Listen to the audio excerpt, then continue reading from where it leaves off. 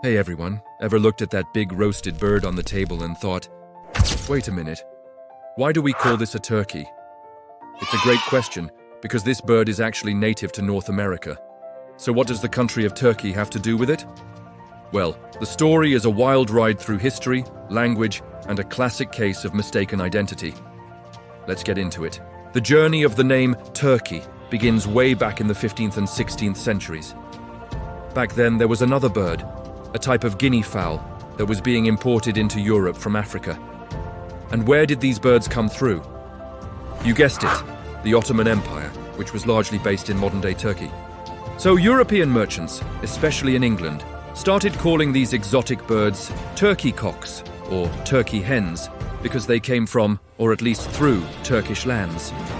It was a simple way to label a foreign product, like saying French wine or Chinese silk. Now hold that thought. Around the same time, Spanish conquistadors were exploring the Americas. They encountered a large, strange-looking bird that was domesticated by the Aztecs. This is the bird we know and love today. They brought some of these birds back to Europe, and this is where the big mix-up happened. When these North American birds arrived in England, people thought they were just a bigger, more impressive version of the African guinea fowl they already knew. Since they were already calling that other bird a turkey, they just started calling this new American bird a turkey too. The name just stuck. Over time, the original turkey, the guinea fowl, got its own name back, and our North American bird became the one and only turkey. So, it's all thanks to a centuries-old case of mistaken identity. The bird from America got named after a country it had never even been to. What's even funnier is how this confusion is reflected in other languages. It's like a global game of telephone.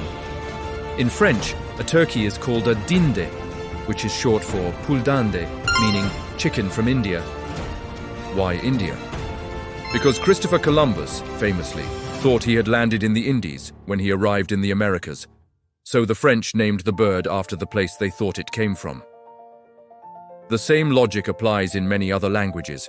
In German, it's Truthan, which has its own complex roots, but in many regions you might hear variations pointing to India.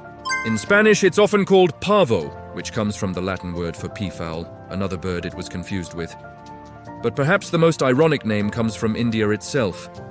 In Hindi, a turkey is called tarki. Yes, you heard that right.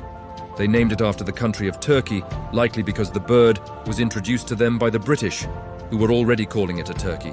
So, to recap, the bird from America is called turkey in English because of a mix-up with an African bird that came through Turkey. In France, it's named after India because Columbus got lost. And in India, it's named after Turkey, completing the circle of global confusion. Isn't language fascinating? It's a perfect example of how history, trade, and simple human error can shape the words we use every single day. So next time you're carving up a turkey, you've got a great story to tell. It's not just a meal, it's a lesson in geography and history, all thanks to some confused 16th century merchants. What other word origins do you find fascinating? Let me know in the comments below. Thanks for watching, and if you enjoyed this little slice of history, don't forget to like, subscribe, and hit that notification bell for more. See you next time.